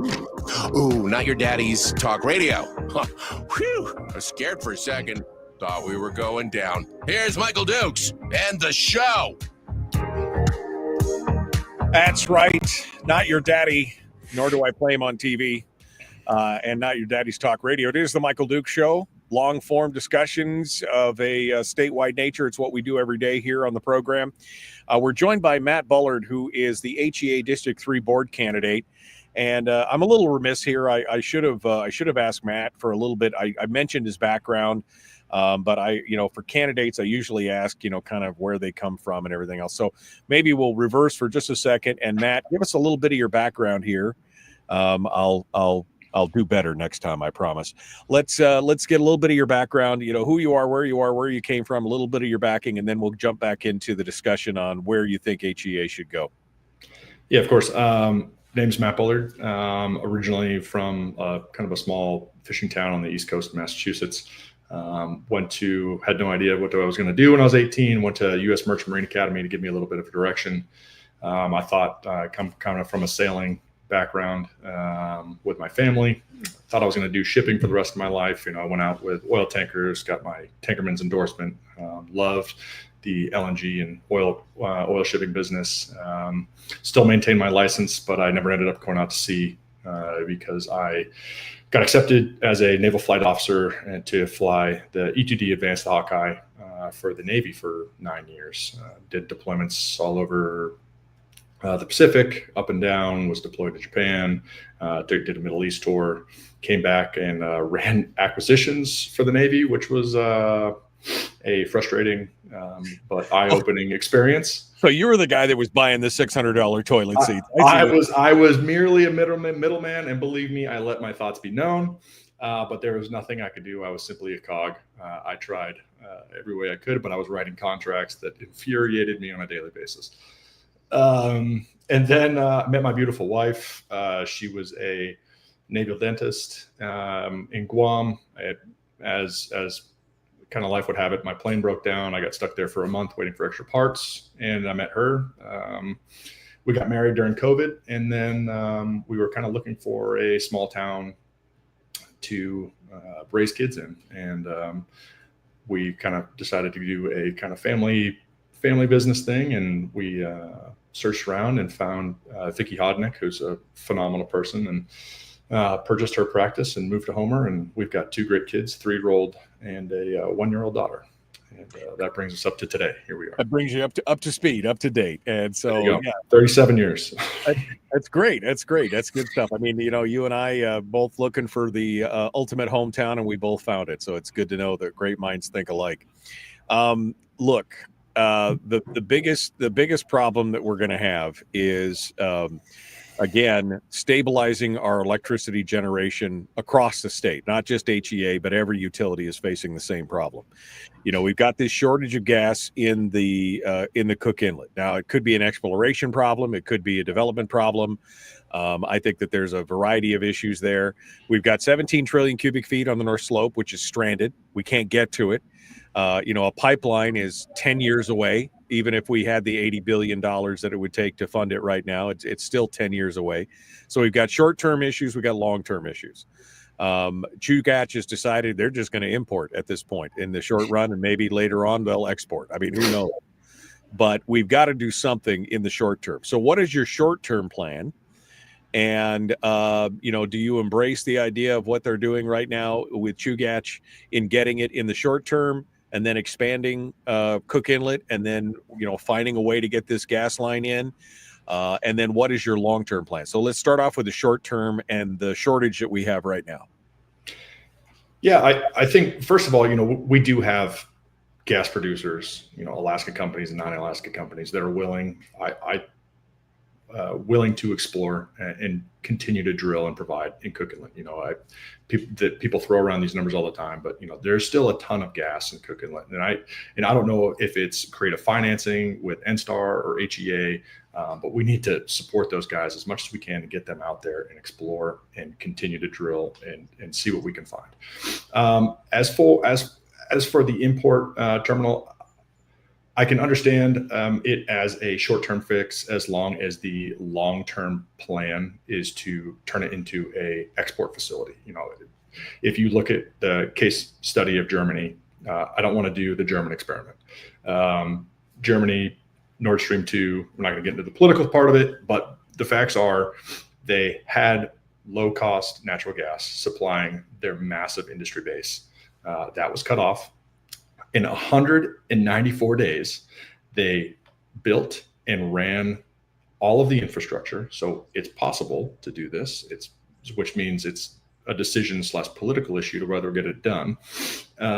And their price to do business skyrocketed. I mean, if you look at their prices today compared to what we pay, it's almost at least on average double, if not triple. And that's no way to do business in the long run. Not to mention, you're going to have to get natural gas from somewhere, whether we do it from ourselves, which, then we can at least say, hey, Jones Act, we're doing, California or, whatever to Alaska. Cool. Great for us. But if not, then we have to get it from Mexico, which adds distance to the voyage. Or if not, we have to do it from Australia. Canada. Yeah. Well, yeah, Canada, those are our closest choices. Australia, yeah, but they're going through their own problems. And they're running into electricity grid issues as well, mostly because they kind of went down the wind and solar all-in plan. And right. That's no, I mean, it's a challenge. And of course, the big, look, I'm a lifelong Alaskan. I've been here my whole life. And I remember them talking about gas lines ever since I was a kid. I mean, I remember seeing Jim Whitaker, the mayor of Fairbanks. He had a framed newspaper on his wall that was like gas line next year, and the pipe and the date on the paper was 1958. Okay, so we've been fighting this for a long time, and the economics are part of the problem, right? The economics of building the $44 billion number they keep throwing out, that was from Bill Walker, and things have gone up since then, steel and tariffs and inflation. So, we're talking about probably a $60 to $80 billion deal. The president's behind it. Great. I'm excited about it. Maybe it's a national infrastructure issue and it becomes something that the federal government has to do and then turn over. Okay, great. But again, it's a timing issue, right? And you're right. In some places you can turn. They built the Alaska pipeline in 3 years, but during World War II, they were building, 5 airports a month across the country. Today, how long does it take to build an airport, right? With all the regulatory hurdles and everything else. So realistically, could we do it in a year? Maybe, but all the stars would have to align, right? Realistically, we're talking about probably 5 to 10 years to build out an 800-mile pipeline from the North Slope to Tidewater, right? Am I stretching it, you think? No, I think realistically, unless people get involved and actually, I think again, it's a messaging issue, and it's something where people just need to get behind. And yes, we'll find the creative funding somewhere. I do think whether, again, like you said, that's federal government or state or international investment. But people need to realize that also, there's a massive worldwide demand for natural gas. China's shipping all of its big trucks to LNG. They're building natural gas plants like crazy. They've got a massive pollution problem, and it's becoming a real political issue over there. And they don't do so well with political issues. Same thing with Japan. They are restarting their nuclear power plants, but they are still a net importer of everything. And we can be the people to sign these long-term contracts. Vietnam, China. Everywhere down to India. These are things. I realize that people want to deal with the regional issues, but people also need to realize that there is a massive business case worldwide, and there's massive demand for this product. Right. Well, and so Senator Rob Myers from North Pole has got a resolution up right now. I don't know if you've seen it. It basically asks Congress to give us a Jones Act exemption like they did for Puerto Rico. Crowley reflagged I think it was a French tanker. They reflagged a French ship under the Jones Act under an exemption, and now they're tanking LNG to Puerto Rico from the Gulf Coast on what is now a U.S. flagged and U.S. run and U.S. owned ship. That it's the only LNG ship in the entire U.S. fleet. It wasn't even built in America. They got the exemption, and they are years away from having an LNG American-built tanker.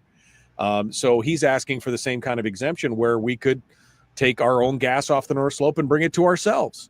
I mean, was that something that you would support? I mean, is that something that you would be behind? Yeah, I think we've gotten to the point, for some reason in a lot of these political issues, no one likes to think forward. Everybody likes to wait to the last minute and create this massive crisis. And then we have to do things at exorbitant prices. I'm more than happy to come up with creative solutions at the moment. I do think the Jones Act in general, coming from the merchant marine background has not done us any favors. If you look at Jones Act ships, it's been dwindling basically since the end of World War II. And you're right. The only LNG anything that the U.S. makes are barges, and a lot of those are going to basically sit out there in lighter for the new repowered LNG cargo ships. So right. You're right. There's nothing there. We got nothing. Right. No, we need to do something. And even if it's just a reforming of the Jones Act, because I don't think there's a political will to revoke it. But the reforming of it and making, doing that's a whole show. We talked to Sal Mercogliano last week, who runs the YouTube channel, What's Going On with Shipping. Fascinating discussion on the Jones Act there. And he made some great points. But we need to be able to take care of our needs now.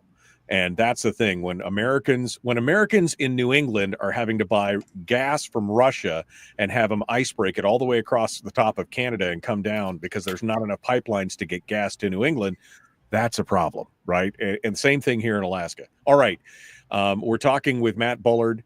He's the HEA District 3 board candidate. We're talking about, what should the plan be to try and bring affordable, cheap, affordable, sustainable and stable energy to Alaska and to HEA specifically. And we're on the bleeding edge here, right, Matt? I mean, our contract with Hillcorp just ran out for HEA. They had a contract, a fixed certain supply contract. That's now gone. So do you know what we're doing now? Are we just buying it on spec? Are we buying it at spot market rates? What are we doing here? Give us your taste of that. My understanding is that Fury has just recently signed a long-term contract with NSTAR, allowing us, again, those rates will probably go up because we haven't done the long-term planning. So natural gas prices are going to unfortunately increase. I don't know, I'm not sure if that's a $12, $11, I'm not sure quite what that looks like. I haven't been able to see any of those contracts. But again, this is more of a supply demand issue. We've got a certain demand and we're not increasing supply to meet that demand. I know those guys, that's their bread and butter. That's their job. These guys go out there and drill every day. And, people don't, oil and gas is not a spigot that you just turn on. You need to explore, you need to develop, you need to move. There's a lead massive amounts of assets. And and then on top of that, you have still very onerous environmental regulations. These guys are spending massive, millions of dollars to comply with our environmental regulations. And I think that's great. If we're gonna exploit oil and gas, do it in Alaska, do it clean, do it right. What do you, and before we go, we're coming up on the break here, but before you go, again, the RCA board had the HEA president, executive director up in front of them here a couple months ago. And they asked him, since HEA was the first utility that their contract was going to expire, they asked him, does this keep you up at night? This idea of a shortage in the Cook Inlet, all these kind of problems, your contract's about to run out. Does this keep you up at night? And he's like, oh, no, it's no big deal. I mean, I'm paraphrasing, but that's kind of what it's like. No, it doesn't keep me up at night. As a utility member and as a potential board candidate, is that concerning to you when you see the HEA president, whose sole job is to make sure that everything is running smoothly, say, no, that's not a big worry. That's no big deal. It doesn't keep him up at night. Does that What's your thought on that? I'm just curious. Your take. Yeah, my general thought is if you're trying to provide people with low cost energy, and that's your sole duty, and you've not been fulfilling that goal, something needs to change. Either your attitude, your investment strategy, or just in general some sort of direction. I think, again, I would give him the benefit of the doubt. He probably understands the total amount of assets that are actually in Cook Inlet, and that it probably, when push comes to shove, we will do the right thing and continue to exploit that asset. It's probably not a great messaging thing to the public. Say, hey, you used to be getting 8 BCF, now you're getting at 12. Yeah, I know you're living paycheck to paycheck, but it's not really my concern. It's like, well, it's kind of your only concern. Maybe it's not affecting you making $390,000 a year. Yeah. Maybe you're not feeling it, but those of us out there who are making a quarter of that are like, ow, right? So maybe from a messaging standpoint, not a great message to be slapping around out there as well. Matt Bullard's our guest, HEA District 3 board candidate. We're going to continue here in just a moment. Don't go anywhere. The Michael Dukes Show, Common Sense Radio. When we return, we're going to ask Matt, okay, we've talked about kind of the all-in thing. What would his plan be? What would he like to see as a member of the HEA board, and what does that look like for all of us? We'll continue in just a moment. The Michael Dukes Show. Common Sense, Liberty-Based, Free Thinking Radio.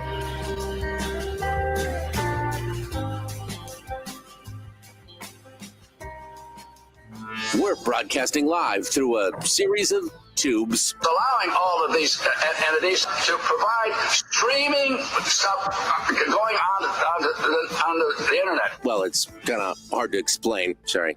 Streaming live every weekday morning on Facebook Live and MichaelDukesShow.com. It's a series of tubes. It's a series of I gotta admit, I gotta be honest. It makes me smile every time I hear the greed and entitlement thing. I'm a long time listener, first time caller kind of thing. The greed and entitlement thing really gets me every time I hear it. Come on, Matt. Oh, it's so funny. And the entitlement it's so good. Astounding to me. I just don't fathom it. Yeah. I mean, I do miss Natasha. I miss her because she was a soundbite machine. I mean, she'd lay something down there and I'd be like, oh yeah, I remember that. That's good stuff. Matt, it sounds like that you have a suspicion that I have, which is that a lot of this crisis in the Cook Inlet is, I mean, I've said manufactured. Maybe manufactured is a too big a word, but maybe it's misleading. Let's put it that way, that we put it off long enough that maybe that this is it. I mean, we've really got one major player in the Cook Inlet. Fury and Hex are out there, but Hillcorp is the main player. And maybe they've just been kind of juggling things to their advantage to say, hey, maybe they're using it as leverage to get a little bit of a better deal or anything else. Because I mean, I've heard from other people that no, there's gas there. They just have to go get it. And maybe that's, I don't know. Do you think that this is just more leverage? Is it a real crisis, or is it just being leveraged in that way? What's your take on it? No, I don't think it's being leveraged on purpose. I assign no malintent. I don't guess at the assets there. I go and I read the USGS. I'm one of those weird guys. Read the USGS surveys. Even if you cut the survey in half from 2011, 19 trillion cubic feet of natural gas. I mean, that's a lot of natural gas. So it's an asset issue? Probably not. But if you're a producer of natural gas and say there's a lot of people that want you out of business and are creating legislation, regulations to do so, and then they're telling you, hey, by the way, we're going to supplement your revenue with wind, with solar. We're going to do everything we can to get you out of there. We don't like the ugly things that are in the water. What's your plan to remove them? If I'm a business and people hate me, but then they complain on a daily basis when prices go up, that's a little bit of a hostile business environment. And do I want to invest in that business environment? Or do I want to go maybe to Argentina or Egypt or, somewhere where people appreciate my business? I think it's a self-imposed issue. I think people have gotten so used to having cheap, reliable gas and energy that they forgot how much it takes and what it takes to provide that to on a daily basis. People take it for granted, and it's a big deal. And there's billions of dollars out there that fly around all day, every day, chasing these molecules. This is the hamburger and the pink tray syndrome, right? Like, they don't know where the meat comes from. They don't want to see the slaughterhouse and everything else, and they clutch their pearls when they see what's going on. But they like having that hamburger and the hamburger helper at the end of the day. You gotta get there. And I agree with that. And part of this also has to do with, and somebody early on in the chat room, and I don't remember who it was, I think it was Barbara, but said something about, the boards of these utilities, a lot of times they're the playground of these big environmental groups. They get a lot of money, they get a lot of support, and they put environmentalists on these boards, and they are the stumbling block to, again, a lot of times cheap, affordable energy. They go off on these daisy trails of, solar and wind and all these other things that can only be built affordably with huge subsidies from state and federal governments. And when those subsidies dry up and blow away, the economics of it don't work out anymore, and people are like shocked, I tell you, that it's not working out. And that's a huge problem, because you've tied your wagon to something that's not sustainable in the long run. Whereas hydro, geothermal, potentially nuclear, those things, that's a one-time investment. It doesn't require, the payback is much easier. And we've just been avoiding the elephant in the room this whole time, is that we need that cheap, affordable energy. Yeah, not to mention those assets are assets that you can produce energy from for the next 100 years. If well and great, I'm all on top of, get energy however you can, but, let's do it incrementally when it makes sense. If I've got an asset that, one-time investment, payback is 100 years, great. As opposed to a very expensive asset that, I have to replace every 25 years, that also declines in maybe let's not do that. In the case of wind, it's not even 25 years. You know what the maintenance are on those big turbines and everything? It's insane what the maintenance is on some of those things. Well, and not only that, but you look at the Nantucket and Martha's Vineyard project. That's on indefinite hold. You've got these billions of dollars of money just sitting there in offshore wind, and it's on indefinite hold because they start blowing apart and nobody knows why, and now they're going to be stress fracture. And it's a mess. Yeah, it is a mess. All right, we are about 10 seconds out. I didn't hear the ding this time because I forgot to start the timer, but we're all good. We're going to continue here. Don't go anywhere.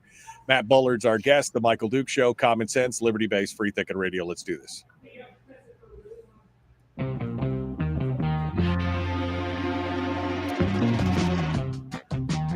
The Michael Duke Show. Seriously humorous with a pinch of intellect. Sorry. That is humorous. Here's Michael Dukes. That guy is so mean, man. I don't know what I did to him, but anyway, we're back. We're talking with Matt Bullard, who is a board candidate for the HEA board in District 3. And he joins us this morning to talk about the future of HEA and what he envisions on the board. Matt, you talk about in your candidate statement, I guess, on the board, which I will post up in the chat room for folks who want to see it there. If you want to go look at Matt's, his bona fides and everything else, I've posted a link up in the chat room. But you talk in there about this, what you call a all of the above plan. And you've kind of touched on that, cost effective gas, and then also hydroelectric. You've talked about geothermal. You've talked about nuclear. What does this look like for Matt? If you get on the board and you get your way and you're king for a day, what to you does the future of HEA's portfolio look like to provide us with that reliable, affordable, cheap energy for the foreseeable future so that we can thrive as a state? Yeah. Thank you for that question. I guess in general, we'll do short-term, medium-term, long-term investments and kind of what that looks like. So I think short-term, again, we have to go back to supporting Hillcorp, Fury, Hex, all those guys in the Cook Inlet. I think we need to get them, understand their business models, understand what it takes for them. You know, a large portion of their exploration is cost of capital. So we need to understand kind of what drives that price, and then help them along the road to supply us with the natural gas that we have sitting right offshore. And I think that solves a lot of short-term angst and issues. Medium term, I still would like to see that natural gas pipeline come down from the North Slope.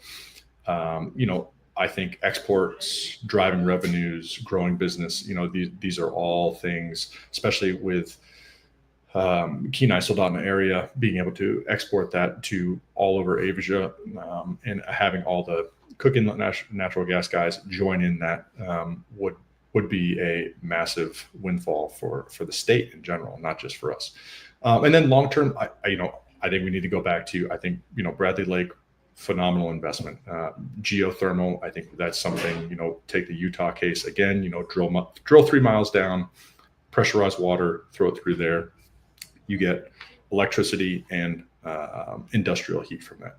And then again, nuclear, you know, it's not just me. I'm not some crackpot that sits off and reads weird stuff in the dark. You know, the U.S. federally is on the triple nuclear deal. Every country, every developed country that I can think of has a nuclear plan. And this is just the direction with which the world is going. You know, there's tons of small countries out there, or small companies out there that are providing great solutions. And so again, I think short term, Cook Inlet natural gas. Medium term, continue Cook Inlet natural gas pipeline for exports. Long term, we need to have hydro. We need to have geothermal. We need to have right. Well, I mean, hydro. I mean, every time people talk about hydro, all I can think of is the Hoover Dam. The thing's 100 years old, and it still produces some of the cheapest power in the U.S. Right, for a huge swath of the Western United States is being produced by Hoover, and that was a one-time investment over 100 years ago that's still producing. We should be looking at this in every way that we can. Hydro. I mean, where can we find more hydro? Again, the environmental stumbling blocks are the biggest concern, and this has been part of the problem with the boards in the past. Is that many of these utility boards have been seated with a lot of fairly radical environmental folks who basically want to stand in the stumbling block. All they want to talk about is renewables, which I find that's an ironic name for things like solar and wind, which require so much from the petrochemical and technology industry, and are so element and resource rich to try and create. But they're so focused on renewables that they're ignoring all the other stuff. Yeah, and you know, again, go back to, you can also, you know, not only use the Diablo Canyon, the Hoover Dam, but you can also look at Diablo Canyon. You know, they're extending nuclear power plants out past 80 years. You know, looking at 100-year life cycles for these things. You know, these are assets which continue to produce power day in and day out. And I also think people think that electricity is like this easy thing that just kind of, there's power out there and you flip it on. It's like, no, you know, HEA and these guys, they do a very delicate balancing act between supply and demand of power on a second by second basis. You know, you flip on the light switch, you drop frequency, they need to increase power, you know. So when you have overload and underload situations, these are big deals. You know, you're leading to blackouts, you're leading to load shedding, losses of power. And I think it's one of those things that it's just been easy. I've just flipped on the switch for the past 100 years and everything's worked. And people just forgot how complex some of these issues are. Right.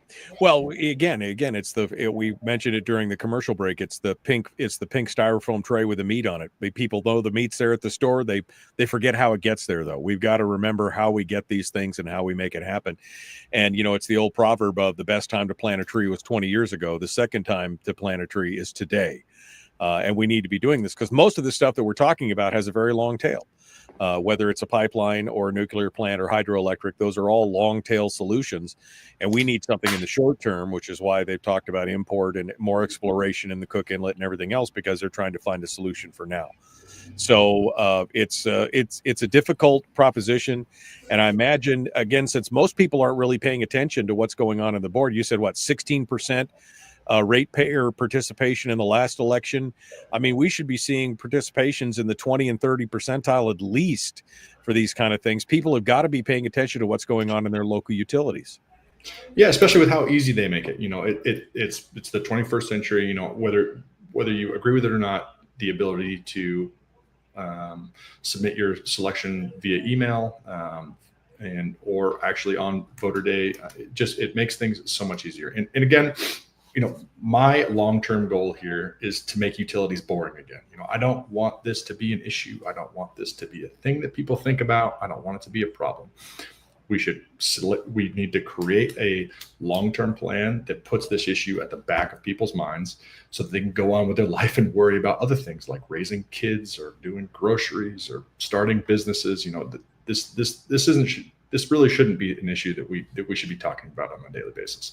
So, but yes, you know, we need more people to understand the actual issues, and we need people to get out and actually get involved. Like, I'm sorry, but you know, it is now at a point where you need to get involved, and people need to pay attention, and you need to go out and you need to be an informed voter, and you need to understand the issues. And that's just how it is. That's right. How the U.S. was set up. It was set up on an informed voter basis.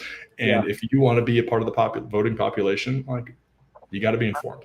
Yeah, I'm sorry that you have to pay attention to what's going on. I'm sorry that you have to participate. Yeah, I don't want to do this either. I got tons of stuff to do. I got 2 kids to raise. I want to go fishing. I want to go hunting. You know, I'm leaving on Thursday for a brown bear hunt. I got stuff to do. I don't want to be doing this.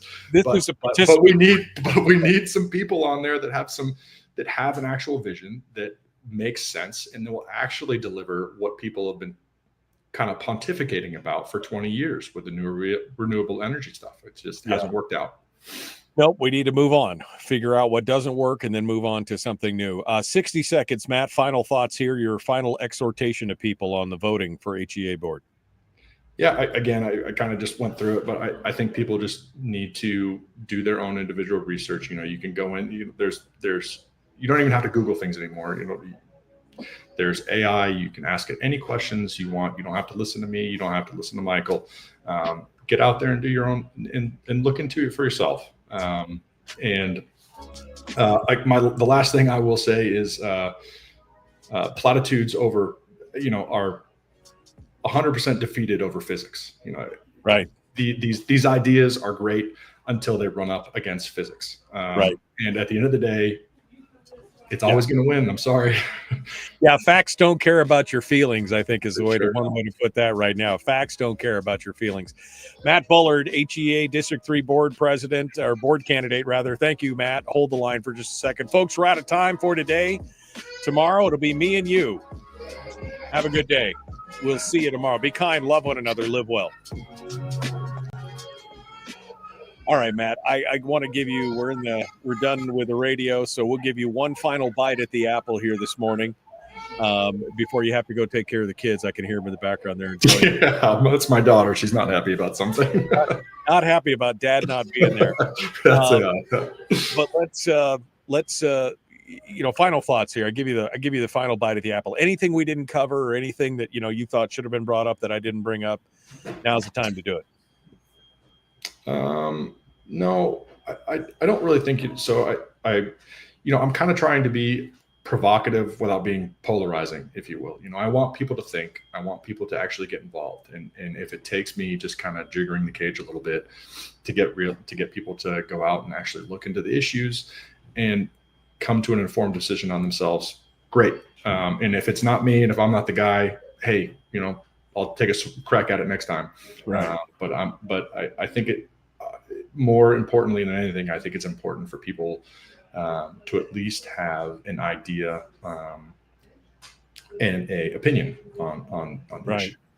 Well, I mean, again, it's the old adage of if you can't motivate, then you irritate, right? Because if you can shake the cage a little bit and get people up off their rusty dusties to go do something, that's what they need to do. And I'm glad to see you're doing it. And I support you. I think this is a great call. We needed some of this forward thinking out there for sure, 100%. And appreciate you taking the time to run for the board and to come on board and talk about it, to reach out to me and things like that. I think this is good stuff. Yeah. Well, thanks again for everything that you do. And I really appreciate you giving me the opportunity. No problem. You know, I'm reaching out to you now, though, to talk with you about your business for advertising. Anytime. Okay. Well, I'll and if you need your teeth cleaned, I know a guy. Hey, I was just saying, I need a good dentist too. So we're this is now I'm slowing down enough. Now I get a chance to say, well, wait, we don't have a dentist, we don't have an optician, we don't have it, So now we got to find the local folks. So now I know who to talk to. On that. I appreciate it. I'll reach out to you via email, and we'll talk real quick here. But anyway, Matt, thanks for coming on, and again, just thanks for running, because again, this is going to be a thankless job, right? And you're going to be fighting the fight. And most people are not paying attention to it. So good for you. Good on you for rattling cages a little bit, because that's what we need. We need somebody who will say, hey, look, if you don't pay attention to this, you're going to get run over, and we got to stop being in the middle of the road. We need to pick a side and get on it and get going on. So, all right, Matt. Well, thank you so much. Matt Bullard. Again, I put a link up in the chat room. I'll post it one more time right now for those of you who want to go out and read Matt's little thing. And if you're an HEA member, you got an email last week, I know I did, that said, here's your ballot to go vote where you got to go.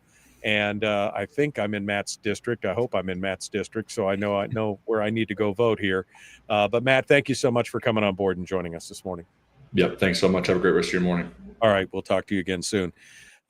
Thanks so much. And we probably could bring Matt back on to talk about other energy issues, even if he doesn't win, but we're hoping he's going to win.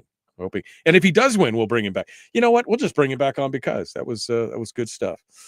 All right, my friends. Well, that pretty much wraps us up for today. We are out of time, and we need to get things going on. We got a full day ahead of us here today at the radio station.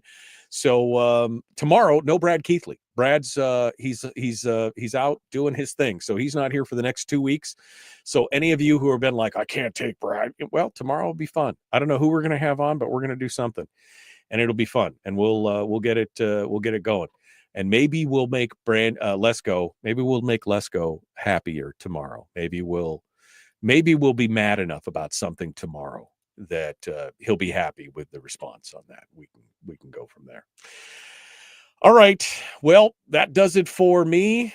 I'm out of here. I'm going to go make coffee, make some more coffee, get things rolling. Thank you, my friends. Yeah.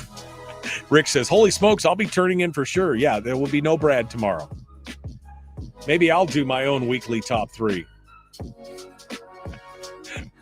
That should just frost your cookies, shouldn't it? All right. Thank you, my friends. Appreciate you coming on board and joining us. We will see you tomorrow. Be kind, love one another, and live well. The Michael Duke Show.